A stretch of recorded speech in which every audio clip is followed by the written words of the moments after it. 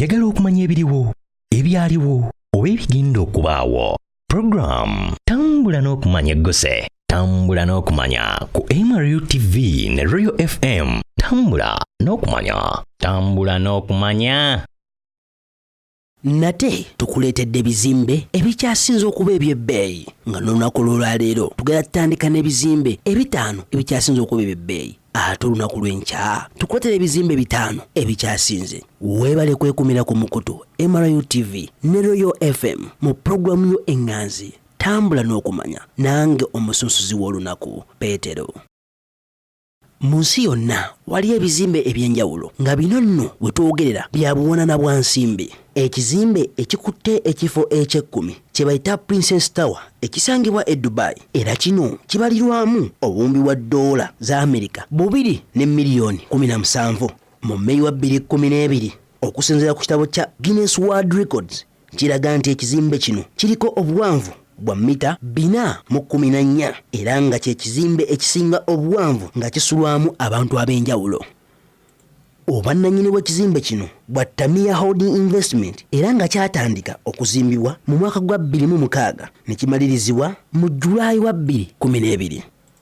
Ekizimbe ekikwata eky'omwenda kye City of Dreams e MACAU kino nno kisangibwa mu ggwanga ly'e China. Ekizimbe kino kibalirirwamu obuwumbi 2,400,000 eza $4 ya Amerika era nga kino kuliko wooteeri ez'enjawulo kosa ne kasino ez'omulembe. Ekizimbe kino kiriko Crown Tower Hotel, Hard Rock Hotel ne Grand Hyatt MACAU.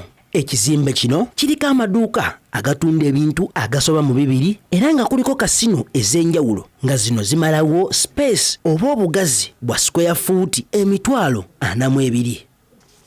Ekizimbe ekikwata eky'omunaana kye VENETIAN MACAU ekisangibwa mu ggwanga lya China era nga kino kiri opposite w'ekizimbe ekikwata ekifo namba 9 ekya City of Dreams. VENETIAN MACAU ye kasino esinga obunene mu nsi yonna. Ekizimbe kino kyaggulwawo nga 28 Agusto w'omwaka 2007 era nga kitudde ku bugazi bw'ettaka bwa square foot 55,000. Kirina ebyuma bya zzaala 34,000, emmeeza kwe bazannyira zzaala 8 kosa n'ekifo awatuula abantu ng'era wano wategekebwa emikolo egy'enjawulo nga watuuza abantu 1,500. Ekizimbe kino kimanyikiddwa ng'ekyabadigize ennyo kosa n'okuwummulirako.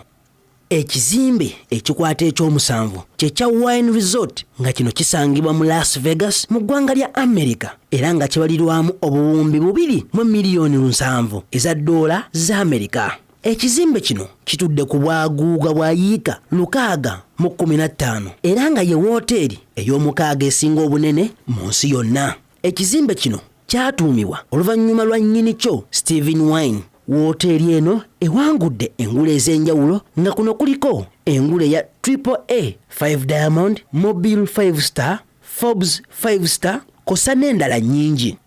Ekizimbe kino kyatandika okuzimbibwa mu Agusto wa 2001 era ne kimalirizibwa mu mwaka gwa 2005. Ekizimbe kino kisuubirwa okwongera okugaziyizibwa bongereko ekyo kye bayise Paradise Park mu mwaka gwa 2020 guno gwennyini gwe tulimu ng'omulimu guno gwa kuwemmenta akawumbi ka $1.5. Ekizimbe ekikwata eky'omukaaga kye One World Trade Center ekisangibwa mu Amerika mu kibuga New York nga kino kimanyiddwa nga Freedom Tower. Ekizimbe kino kyamalirizibwa mu mwaka gwa 2013 ng'era kino kyali kizzaawo ekizimbe kya Twin Tower ekya World Trade Center ekyagwa nga kikubiddwa mu lulumba lwe baatuuma 9/11 attack. Ekizimbe kino kikola nga industrial hub era nga kirina emyaliriro 71 nga zino zonna makakkalabizo g'abantu ab'enjawulo. Weebale kwekumira ku MACAU TV ne Royal FM. Olunaku olw'enkya tugenda kuba tukumalirayo ebizimbe ebitaano ebisigadde ebisinga okuba ebyebbeeyi. Tambula n'okumanya. Sigadde nze omusunsuzi w'olunaku Petero.